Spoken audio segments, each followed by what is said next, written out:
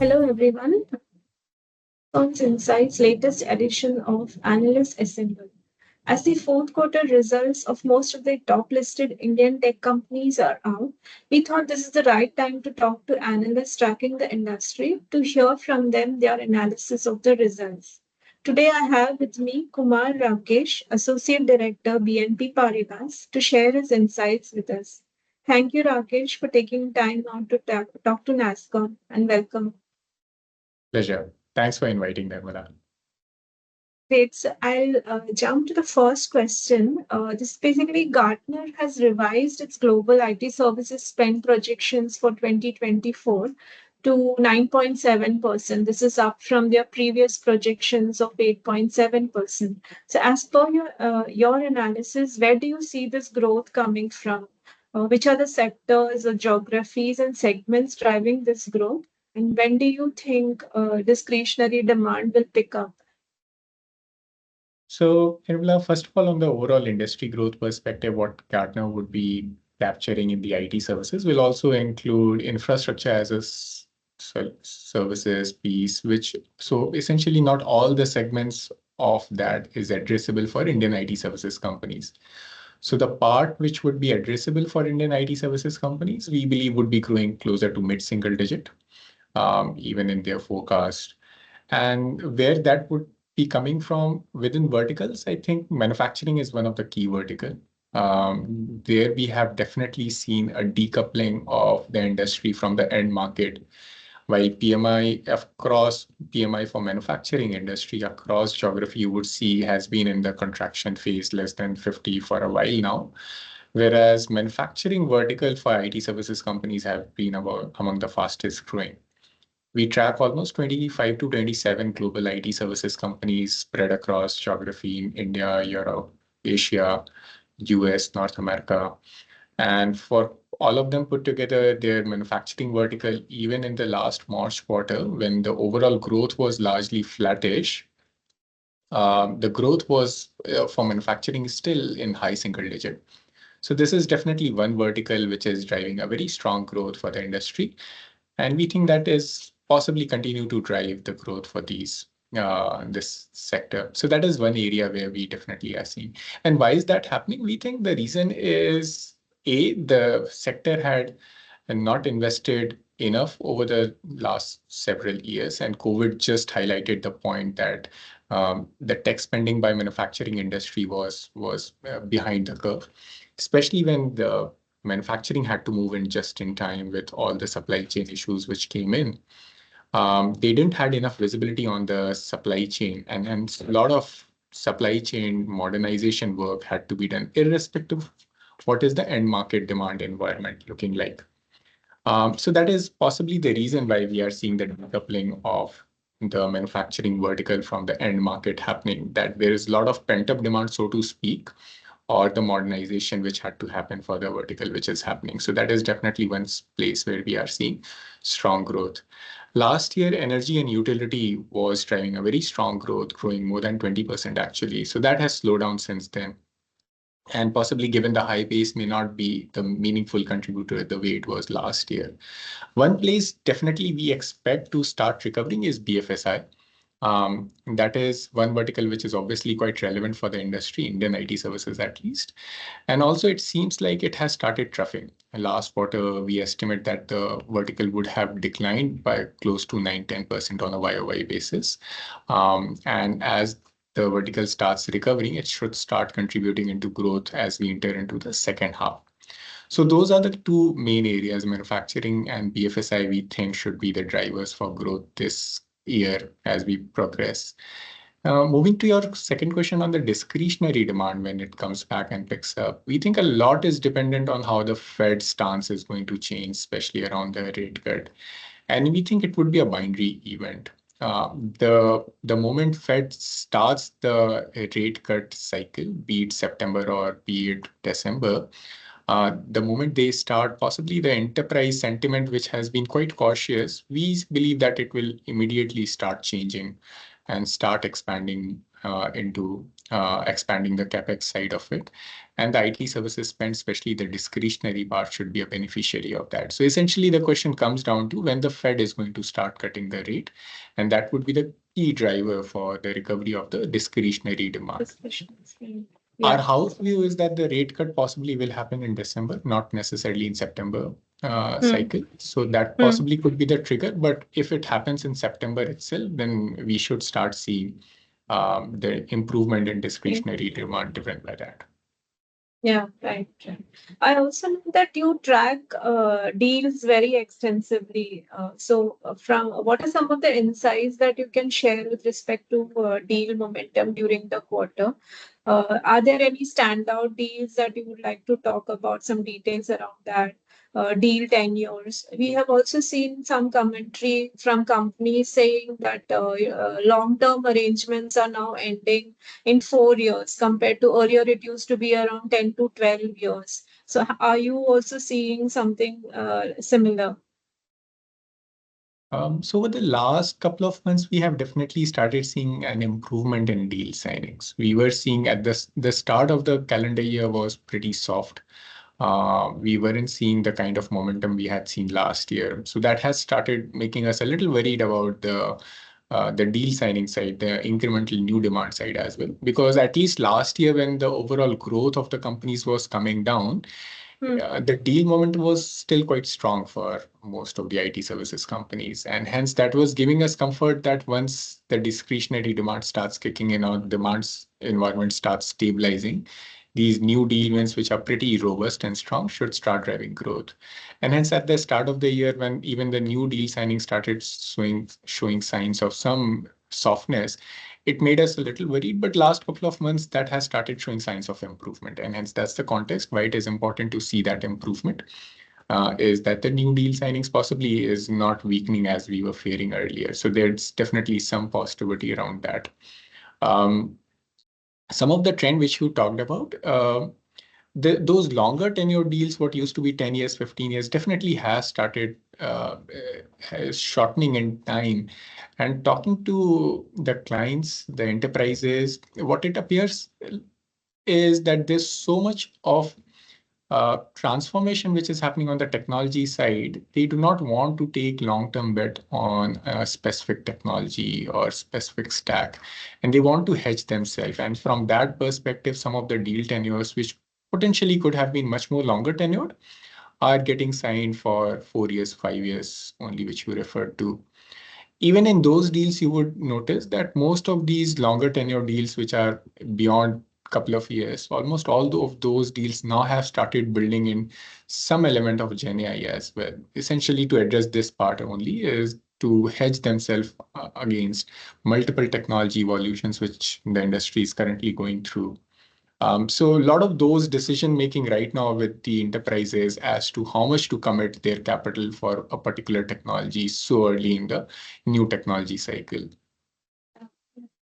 So this is also translated into, we have seen operational metrics, how that has improved.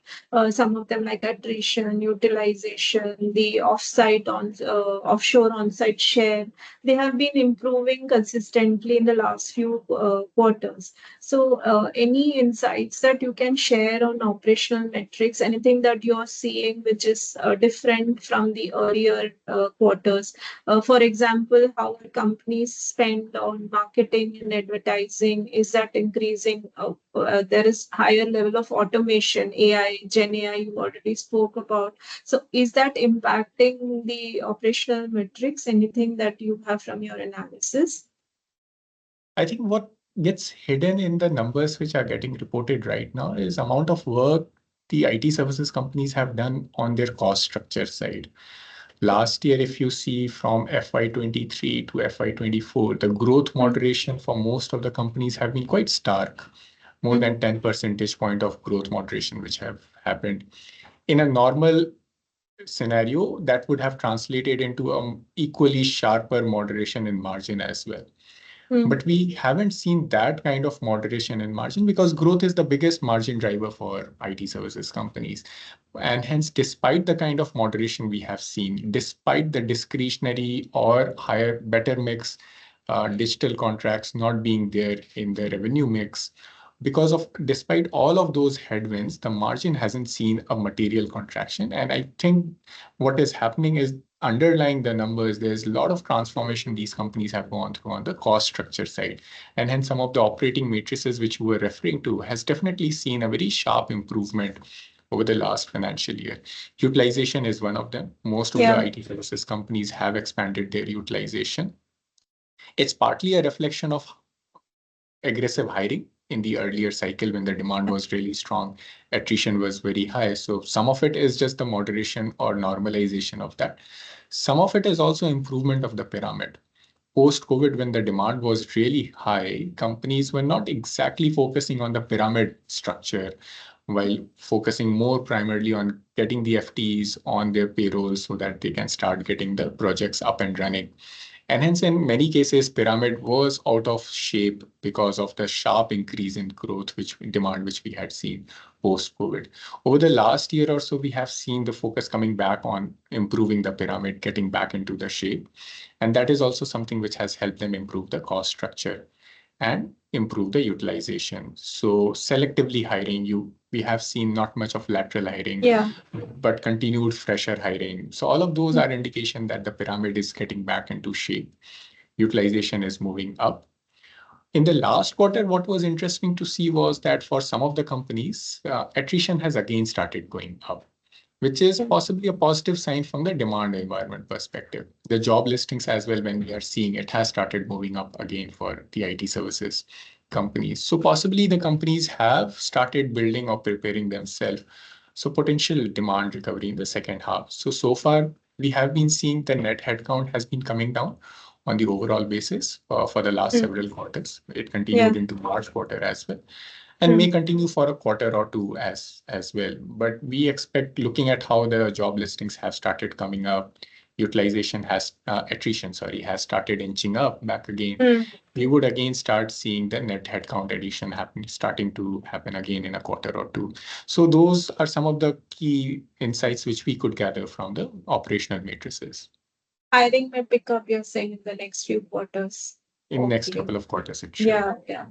And we also saw a lot of acquisitions that specifically how IT firms, large IT firms, they have been acquiring ER&D companies. And we also saw this quarter, we also saw the mid-tier companies acquiring companies who are focused on ER&D. So, for example, there's Coforge and Signity, Happiest Mind has acquired two Pure Software Warriors, and some more that we have covered even in our blog. So any thoughts regarding the growth of the mid-tier companies? What is the strategy that they are looking at, or what are they planning to do differently?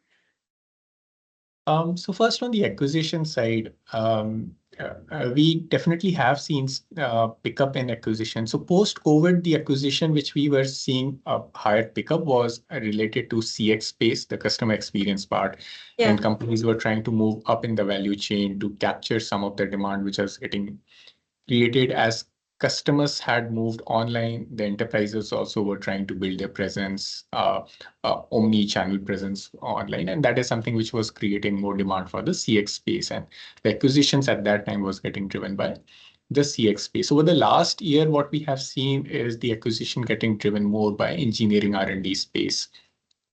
And while we earlier spoke about what verticals will drive growth, I think among service line, digital services is definitely something which is going to drive growth. And within that, engineering is something which can potentially drive stronger growth for most of the IT services companies. And I think they are realizing that it is a multi-year growth driver for these companies, and they have to build capability, build relationship with clients. And hence, that's where some of these acquisitions are coming into picture to plug those gaps. I also cover the automotive sector, and there in my coverage, what I am seeing is the way the vehicles are now getting developed is getting transformed in a very different way how they used to be earlier. Now, these companies call it as SDVs, which is software-defined vehicles.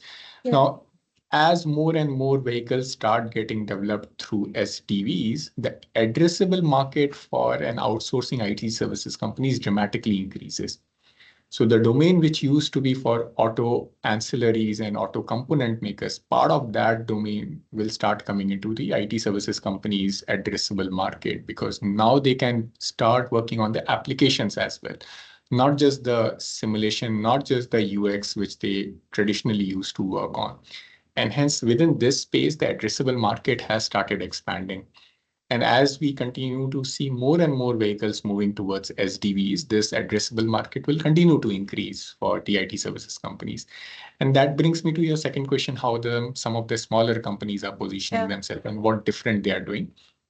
And I think that is where the domain capability starts coming in. Some of the mid-sized companies have very strong domain expertise in the engineering R&D services, and they potentially already have benefited from them, and they can continue to benefit out of that. And as we can see, it's a testimony that when the larger companies also are looking at this space much more aggressively, the space definitely has a lot of potential. And that being said, I wouldn't be too concerned about the smaller companies, their growth being eaten up by the larger companies, because as I said, the addressable market itself is going to expand quite meaningfully. And hence participation of larger companies will only help in accelerating more of outsourcing of the work in this space. Because they are far more established companies with better relationships. So it could be positive for the entire industry.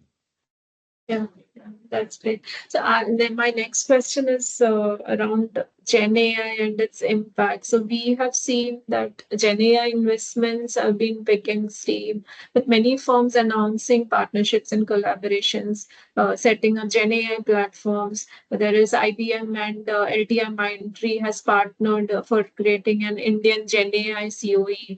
PwC partners with OpenAI to become ChatGPT's largest enterprise customer. So day in and day out, we keep hearing a lot of investments happening in this area. What is your analysis of this whole Gen AI adoption scenario? And in your conversations, what is it that you're hearing from your customers related to Gen AI and its impact?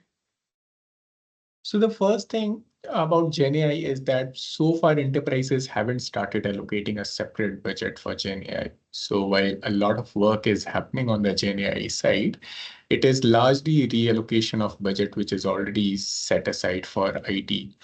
And hence it's not incremental so far in nature for most of the industry. We think that sometime next year we would start seeing incremental budget getting allocated for GenAI, and that would be the time when it will start becoming an incremental revenue driver for the IT services companies.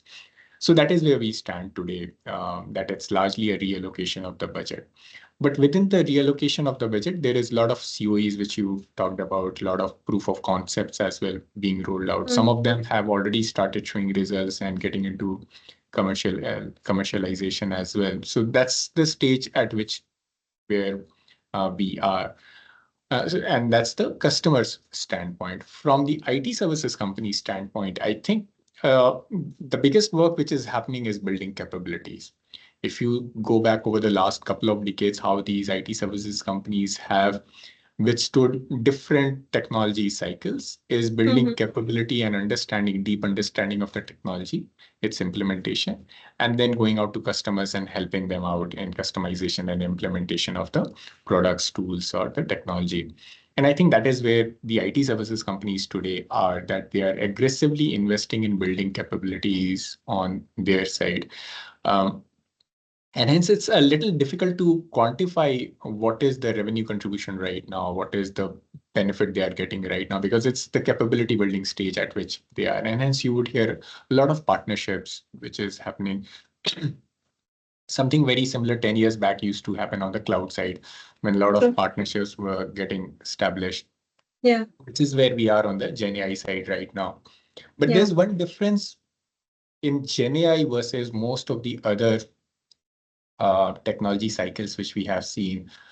In almost all those technology cycles, the product almost always were some software, and hence understanding of that software was good enough to build that capability and go and implement to their customers.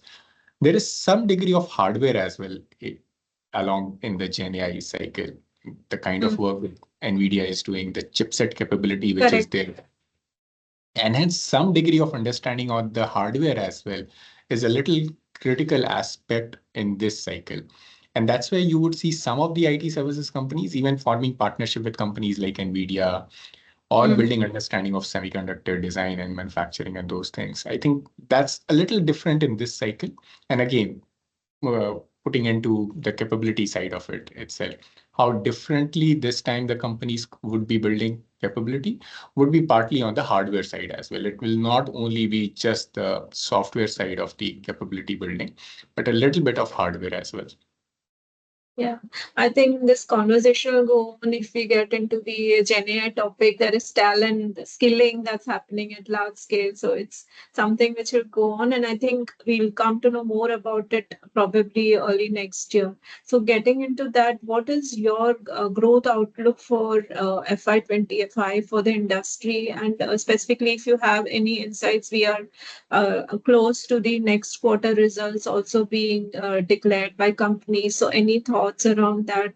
Uh, Maybe across segments, GCC, R&D. R&D has been a key growth sector for us in the FY24. So, how will that play out in FY25? Anything specific that you think we have to watch out for in the next 6 months? So first, from the growth perspective, more in the near term. Hmm. So we think for Indian IT services companies, December quarter was the cyclical trough. Hmm. And March quarter, we started seeing on a YOY basis, most of the companies improving their revenue. Even if it was declining, the decline was lower. If there was flattish or slight growth, that growth improved. So the cyclical recovery is underway, which is not a reflection that the demand environment has improved. It's a reflection that the base has now started becoming favorable.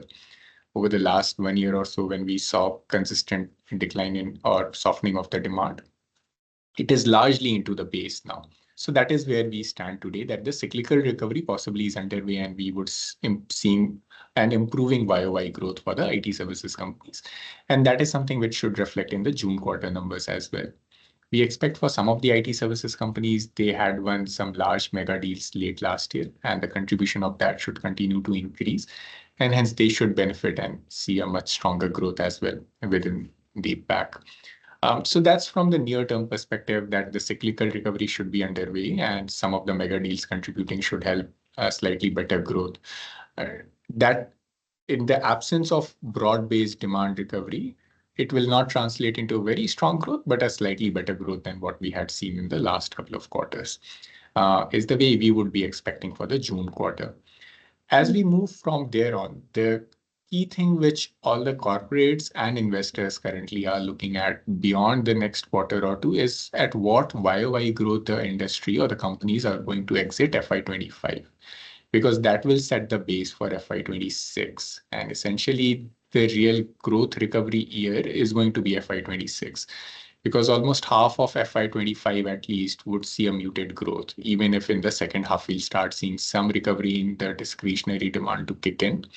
It will not materialize fully. So the real growth here, if at all, will be FY26. And to build confidence on that, investors and corporates would be looking at what kind of growth they will be able to exit in the fourth quarter. We expect that most of the companies should be starting to hit high single digit YOY growth by the time they reach fourth quarter. And that should be something similar is what growth they should get into FY26. And that is based on the expectation that by December, Fed should start cutting its rate. And that should start reviving the discretionary demand environment.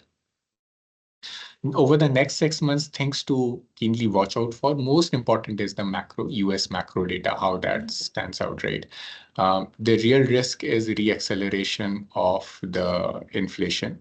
It appears to be have started stabilizing in the US, but any risk on the upside will completely remove the possibility of any rate cut, and hence that becomes a key risk on the overall demand environment. So I think that by far would be one of the most important data point or something to watch out for. Anything that you would like to add on in terms of what is it that is keeping you a little excited about the industry that you think we should look? I know you track the auto industry. Anything else that you are looking at keenly to see how the whole industry pans out? So I think there are three things which is keeping me excited for the industry. The first is the resilience of the industry. I think I keep saying this, that if you go back to June 2020 quarter, and not just India, globally, if you would have picked any industry, you would have struggled to find sectors where companies were reporting revenue, leave aside profit, right? The entire economy was shut down because of Yeah, lockdown. There was hardly any COVID. business which was happening. And here you have a sector which reported growth in profit on a YOY basis. So it just shows the resilience of this sector. Of course, in a very high growth environment, this sector may not stand out as something as a sector which is delivering a very high growth. But the volatility in revenue growth is much lower than many other sectors which we have seen. So that is the first thing that definitely stands out post-COVID, is the resilience of this sector. Um, the second is the addressable market. We genuinely think that the addressable market of the IT services per se has started expanding. And this is not just related to the cloud transformation which is happening, and we still think there is still significant headroom left for more of the work to be done on the cloud transformation side, and that should drive growth. GenAI, we think, at least from near to medium term, could be a key driver for more demand creation than demand disruption for IT services companies. And that is the second piece which could potentially increase the addressable market. The third, which we were talking about, the automotive industry, and in general, the engineering R&D work getting more Yeah. outsourced. It's still the outsourcing within engineering R&D is much lower compared to other tech spending. And there is significant potential for that to drive growth for the IT services companies, and more specifically on the engineering R&D side. So there are multiple areas in which the addressable market is expanding, and there is a lot of growth opportunity. So that's the second area which keeps me excited. Third is plainly the level of bearishness about the sector. It is so high right now that we usually make mistake when we start extrapolating trough or peaks. And I think we possibly could be making a mistake right now by extrapolating when we are close to the trough. The industry definitely has faced a few of the challenges, but extrapolating the last 2 quarters, how it has been, or building an expectation that the GenAI could be massively disruptive for every Yeah. company in the same way, I think it's a very high level of pessimism which is around there. And that also creates an opportunity to get surprised positively, which Yeah. I think we should be getting into in the coming quarters, hopefully. Yeah, that is something different that I'm hearing from what we hear from others when we speak to. It's really great to know that. So, I'm done with my questions. Thank you so much for your time. This discussion was truly insightful, and looking forward to much more from you. So, with that, we come to the end of this session. Do share your feedback with us, and don't forget to subscribe to our YouTube channel and community portal for more such insightful sessions. Thank you and take care. Thank you, Nirmala. Thanks.